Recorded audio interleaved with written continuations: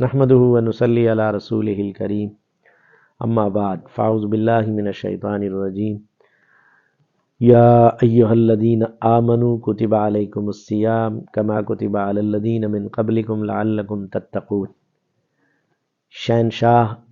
شہنشاہوں کے شہنشاہ اللہ جل شانہ، اللہ سبحانہ و تعالی انسانیت کو خطاب فرما رہے ہیں کہ اے ایمان والو، تم پر روزے فرض کیے گئے۔ ایمان والوں سے مخاطب خطاب کیا، فرمایا کہ صرف تم پر نہیں، جیسے تم سے پہلے لوگوں پر روزے فرض کیے گئے تھے۔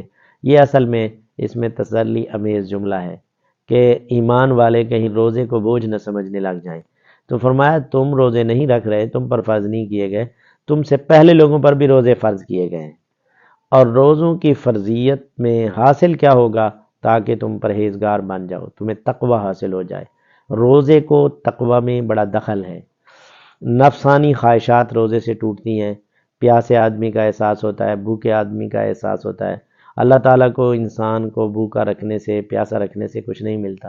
اصل اس کی تربیت مقصود ہے۔ یہ 11 مہینے اس کو افطار اکبر ہوتا ہے، جو عید الفطر ہے اس کو افطار اکبر کہتے ہیں، بڑی افطاری، یعنی 11 مہینے کھانے کی اجازت دے دی گئی۔ جو مغرب کے وقت کرتے ہیں وہ چھوٹی افطاری ہوتی ہے، کچھ وقت کے لیے انسان کو کھانے پینے کی اجازت ہوتی ہے۔ 11 مہینے اپنی مرضی سے کھانے والا انسان، اس کو 1 مہینے میں اللہ جل شانہ نے تھوڑے وقت کے لیے پابند کیا ہے۔ اس پر اللہ تعالیٰ اس کو نوازنا چاہتے ہیں۔ ایک حدیث میں آتا ہے جنت میں ایک مخصوص دروازہ ہے جس کا نام ہے باب الریان، یہ روزہ داروں کے لیے ہے، خاص کر اس میں روزہ دار داخل ہوں گے۔ اللہ تعالیٰ مجھے آپ کو، سارے مسلمانوں کو روزے کی فرضیت کو سمجھنے اور روزہ رکھنے کی توفیق عطا فرمائے۔